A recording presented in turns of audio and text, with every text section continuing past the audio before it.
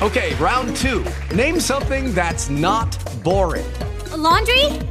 Ooh, a book club. Computer solitaire, huh?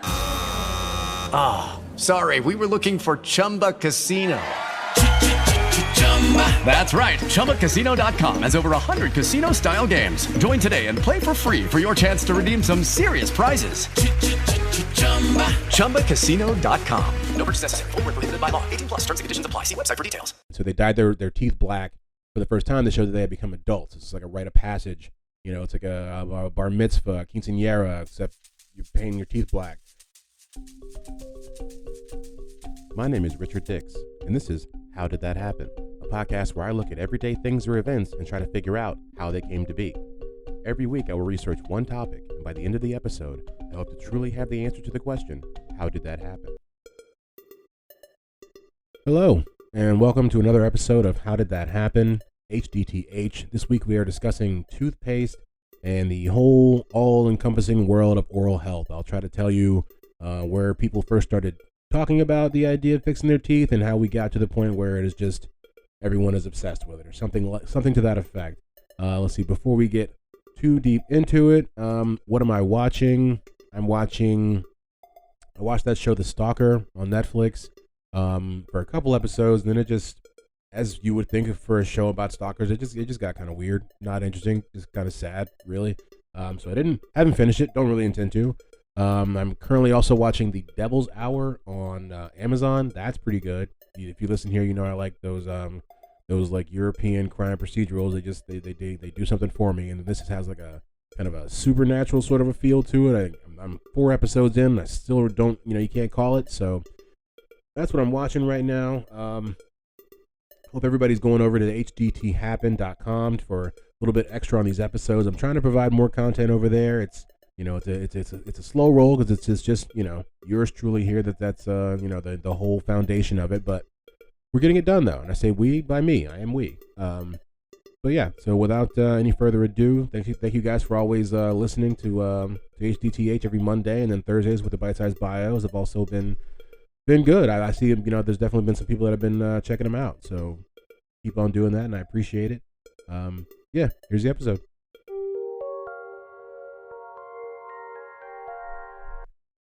All right, so we are here today to talk about toothpaste and everything toothpaste related. And so what we're going to do, as we are known to do on this podcast, is we got to go back before we can go forward. So we're going to talk really more about early dental health before we actually get to toothpaste itself. So evidence of dental decay has been found in teeth from skulls that are at least 25,000 years ago.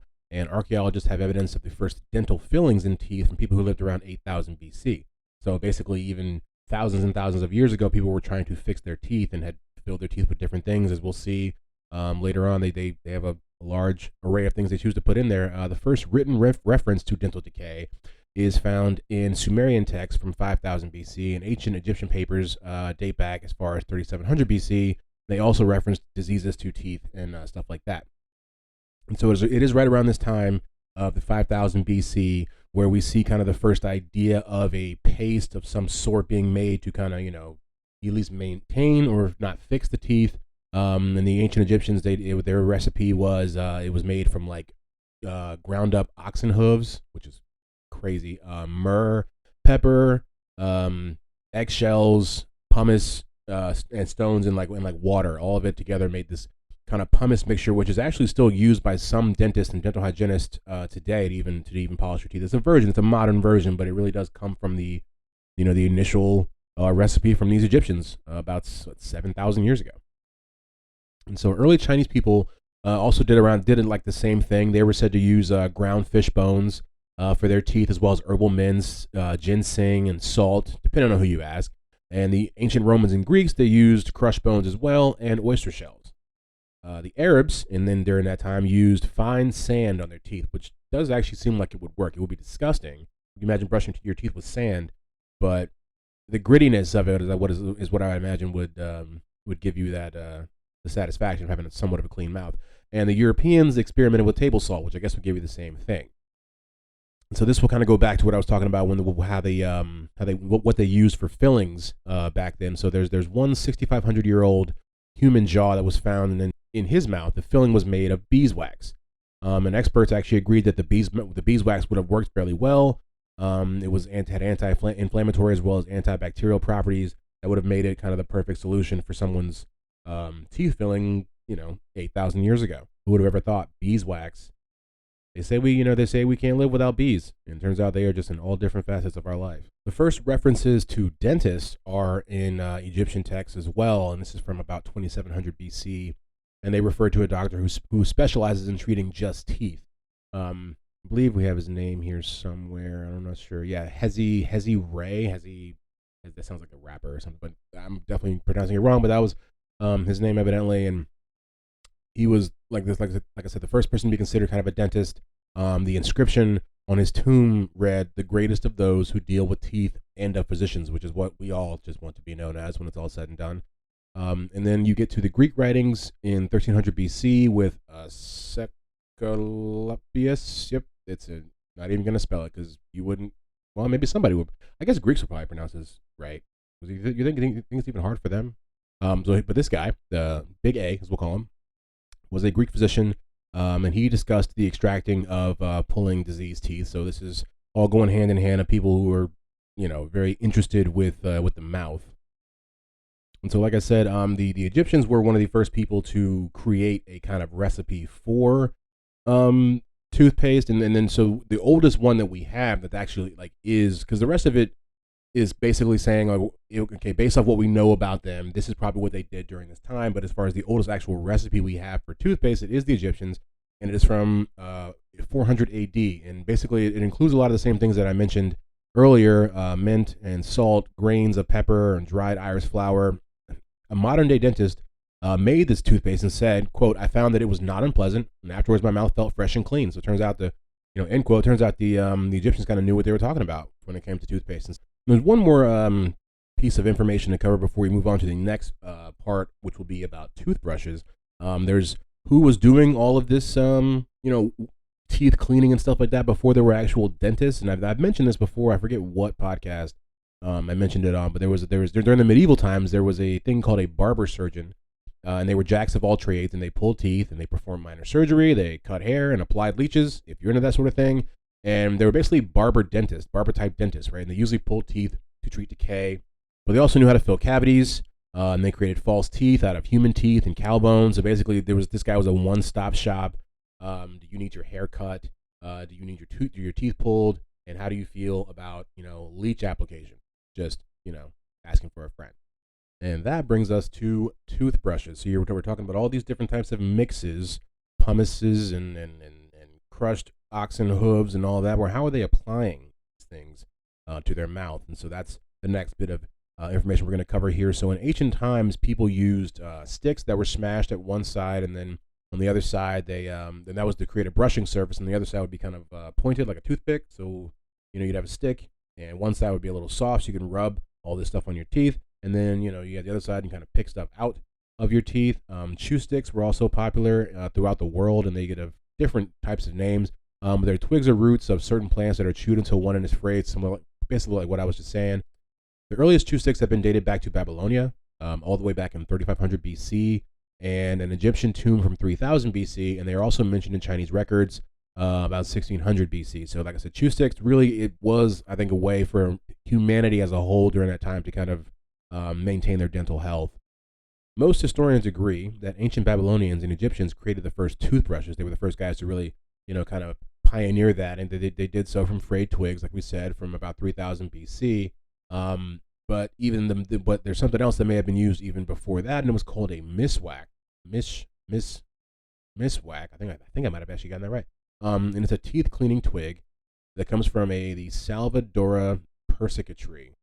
Let's see, and it's supposed to, they say it has been used over 7,000 years ago. And it's been described as, let's see, apart from their antibacterial activity, which may help control the formation and activity of dental plaque, they can be used effectively as a natural toothbrush for cleaning. So I guess the tree that they pulled this twig from is just like perfect for brushing your teeth with, evidently. The miswak was also said to have been promoted by the Prophet Muhammad. He evidently mentions it multiple times, even in the Hadith, which is a collection of traditions containing sayings from the Prophet Muhammad, which accounts for his daily practice and shows a lot of, I guess, the Muslim community how they should be living throughout the day. But he mentions it in there a couple times, so it's been around for a long time. Let's see. The Chinese are believed to be the first ones to invent the actual modern toothbrush. They've given us a lot of things over the years. I think we even mentioned they were the first guys to really kind of make toilet paper a thing. And that's an invention that we are all grateful for. In order to create the hairs for the bristles on the brush, they would take the hairs on the back of a pig's neck and mix that with bone or bamboo for the handles, and there you have a modern toothbrush in the 1490s. Pig's hair was used for bristles up until the 1930s, basically, when synthetic bristles finally came into fashion, and I would have never known that the pig hair was made for toothbrushes, or not that it was made for it, but I mean they chose to use it. I guess they said it was really, I guess it's thicker than other parts of their body and thicker than other animals. I don't know, but that was not something you expect to see when you look this up. And also that it was done up until less than 100 years ago. It was very common for pig bristles to be just what you brush your teeth with. So basically, once they were created, they were taken to Europe, and this design was adapted to use horse hairs as well, which many Europeans preferred. So they were not on that pig stuff. They were like, give us those horse hairs. And let's see, we got some fast facts for you about toothbrushes before we move on to the next segment. Let's see, the first mass-produced toothbrush was made by a man named William Addis of Clerkenwell, England, around 1780. The first American to patent a toothbrush was H.N. Wadsworth, and this was on November the 7th of 1857. Mass production of toothbrushes began in America around 1885, and the first electric toothbrush was created in 1960, and it was called the Broxident, why? Broxident. And so that'll bring us on to, we're just kind of moving along into the history of, like I said, kind of oral health overall. Once you look into it, I mean, you could just talk about the beginning of modern toothpaste, and I'll tell you where Colgate all started, and we'll get to that. But you want to this podcast is really about breaking it down deeper and just looking at all different parts of what people have done with their teeth over the years. And so that's an interesting one that's coming up here is in Japan. That you have the process called ohaguro, which I know probably pronounced better by people from Japan, but that's how it looks to this guy from America here. So in medieval Japan, white smile was considered unattractive, right? And so women used roots and inks to stain their teeth black, which they thought was much more attractive. Like I said, this process is called ohaguro, and in Japan, the blackening of teeth can be dated back to as early as the Kofun period. And excavated bones and clay figures called haniwa were found showing traces of blackened teeth, hinting at the long tradition of this custom. And so one of the main reasons people did ohaguro during that time is for hundreds of years in their culture, things that were pitch black were regarded as immensely beautiful, right? So it really does work like the opposite of what a lot of people think on this side in Western culture, is that they already loved things that were black, and may they be statues or clothes or whatever. So it's like your next level after that is to just, these things in your mouth that are completely white, let's make them black. Let's be beautiful like that too. Like they say, black is beautiful. And so using a solution called kanamizu, which is made out of ferric acetate from iron fillings and then mixed with vinegar and tannin from vegetables and or tea, this is how they got the kind of mixture to put on their teeth that would then make them black. And this was first used to celebrate the coming of age for both girls and boys around the age of 15. And so they dyed their teeth black for the first time to show that they had become adults. It's like a rite of passage. It's like a bar mitzvah, quinceañera, except you're painting your teeth black. Around that time, the end of the Heian period, which was around 1185 to be precise, ohaguro was only done by adult aristocrats and nobles, basically, and it takes its the ebbs and flows where it was something that was done commonly for a while. Like I said, there was a time when it was all it was a coming of age ceremony for everyone in that area, but then it goes to only rich people do it, and then eventually it's banned by the government in 1870. So it's not something that's done on the regular, but they say you can still go in Japan and find a couple people that do it still, which I think I used to think it was really creepy, but now that I look at it, I'm just like, I don't know, it's creative, and just to see how cultures just look at things differently. To me, that's the biggest part of it. Like, you can look at somebody and not judge them, and just be like, oh, that's what you think is beautiful. This is what I think is beautiful, and just let them kind of coexist. But we'll move on from there to superstitions for toothaches. And so if you had a toothache in Germany during the Middle Ages, you would have been told to kiss a donkey to relieve your pain. I wonder on which part of the donkey you had to kiss.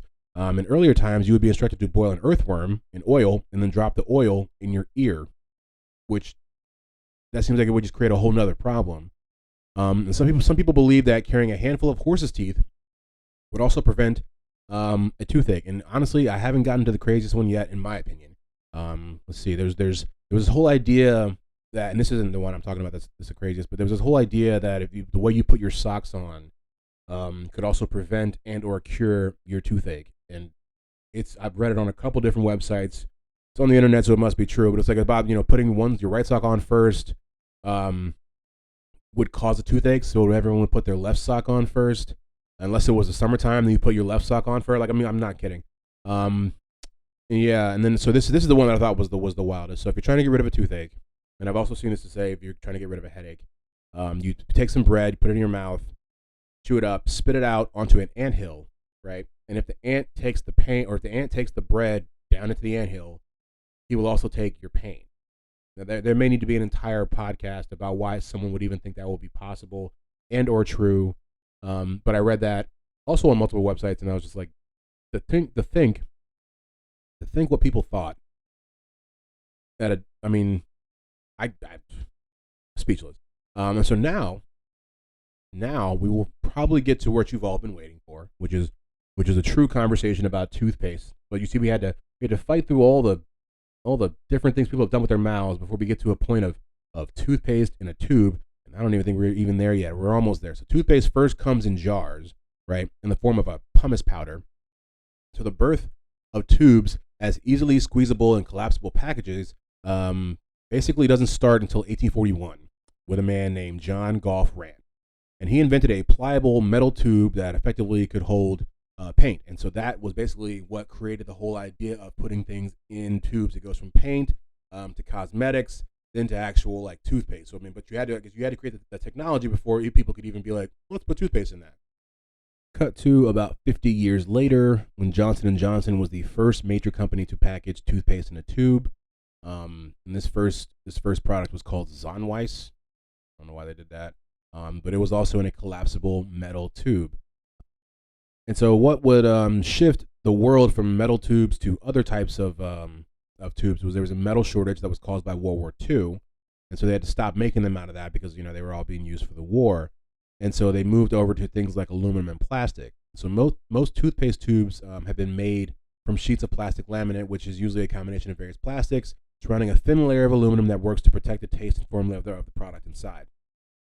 And so at the end of 2021, basically they said that the whole global like cosmetic tube market, which is a thing, was valued at more than $2.4 billion a year. So it's a lucrative market. And if you think, when you go around, a lot of things come in tubes. Like I said, we're talking cosmetics, we're talking paints, arts and crafts, and then you even got like toothpaste and other stuff like hardware stores have a bunch of different things that come in tubes.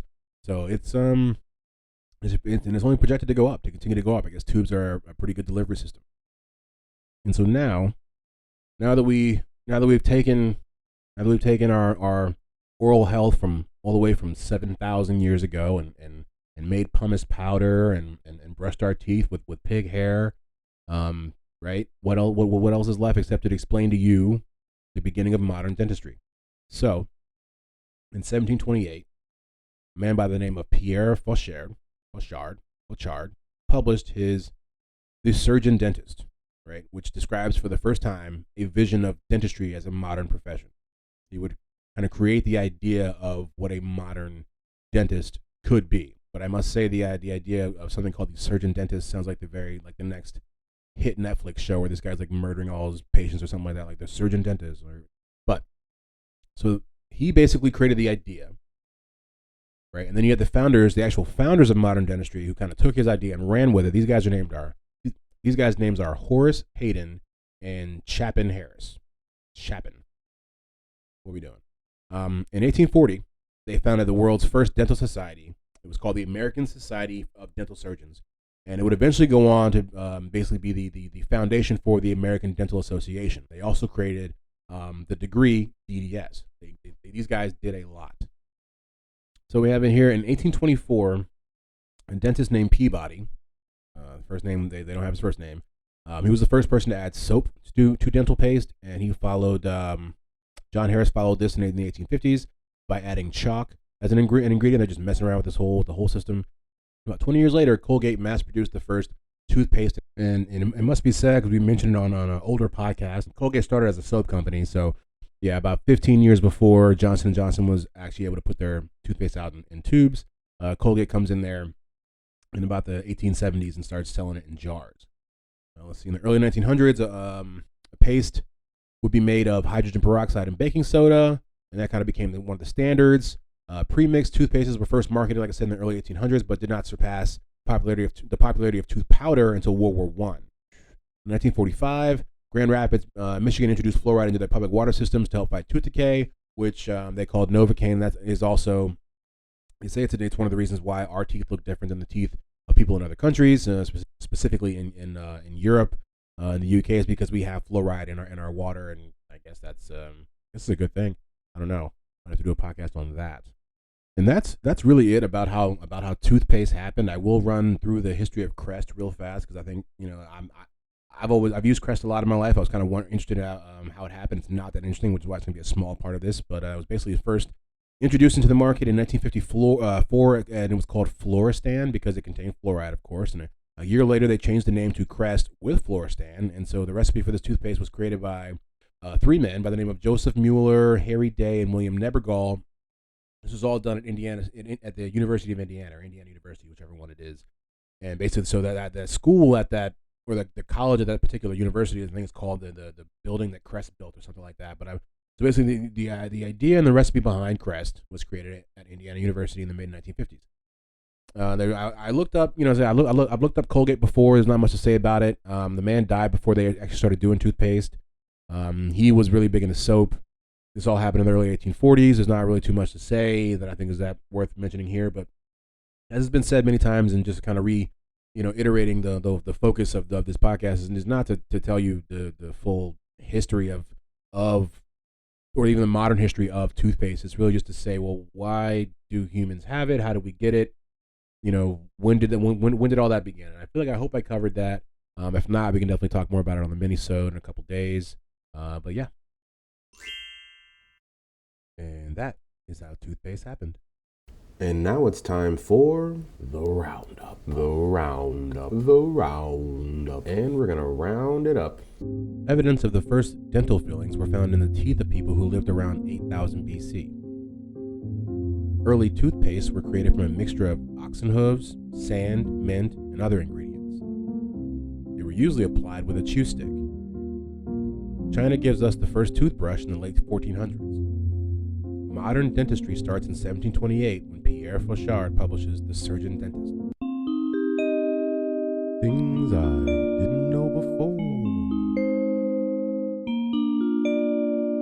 and now I know them. Never heard of these things. What are they? Okay, so for this week's things I didn't know before, don't have too much. Not going to hold you guys for a long time for this one. I just have really two. The first one's really short. It's just that we've talked about the fact that they used metal tubes back in the day. They also used lead tubes. When I saw that, I was just like, you look at all the different ways we use lead and what we know about it now, and it's a wonder anybody survived those times. So they were literally wrapping toothpaste in lead. So that's one. And then the second one, it's not something that I really ever even really thought of until I was Googling stuff about this. And you know how Google will fill in your search, and you're like, is this what you meant? And like I was looking up something. Was there something about like how does toothpaste whatever? But one of the fill-ins was like, how does toothpaste keep its stripes? And it's talking about like the modern toothpaste you probably have in your bathroom now, when you squirt it out and it's can have the different little colors of different things. And I realized I'd never thought of it. I was like, how do they keep their stripes? So I'm gonna try to explain it to you guys. It does have a little bit to do with science. So for those that know, I'm not the guy to ask about it, but there are not separate compartments inside a tube of striped toothpaste. To get them in the tube, in the first place, the different colored pastes are merged into a divided nozzle, which keeps the colors separate while dispensing them evenly in the tube from the bottom via a funneling machine. Right. So if you were to cut open a tube of striped toothpaste, you would see that the stripes are thicker on the inside. And this is because when they're squeezed, of course, the stripes, they become thinner because they go through the little nozzle. The reason they flow at the same time is because of what's called the flow of matter, which is a scientific principle. The stripes are all said to have the same rheology, which I didn't even know is a word before this, but it means that they keep the same thickness and flow in the same way under different pressure. But basically, so that's what keeps their position and allows them to remain as stripes inside the paste. And so that is something that I did not know and did not even know that I didn't know, like I said, until I was Googling. And then, you just get it like, wow, I want to know that too. All right. That's been another episode of HDTH. I believe this was episode 48. Learned a lot about toothpaste and oral health overall. I know I did. I really just set out on this journey to find out about how Crest happened and thought it would be a quick story about that, maybe a little bit of about other toothbrush companies. There we go. That's probably what I meant to say. But yeah, always love finding out how things happen. We'll see you guys in a couple days with the mini episode. Until then, come check out the Twitter page as well as hdthappen.com. There's a blog over there. You guys, some different articles to read. But yeah, always thank you guys for listening, and we'll see you in a couple days.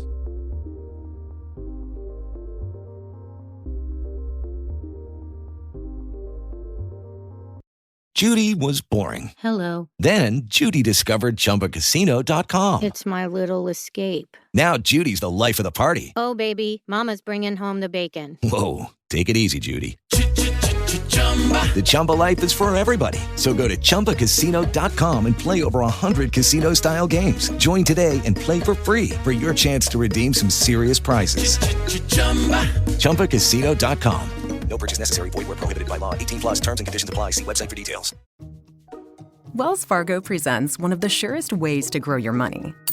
A Wells Fargo CD account, where you can earn a 5.00% annual percentage yield on an 11-month term with a minimum opening deposit of $5,000. Visit a Wells Fargo branch or wellsfargo.com/CD rates to open a CD account and start growing your savings with us. Wells Fargo Bank, N.A., member FDIC.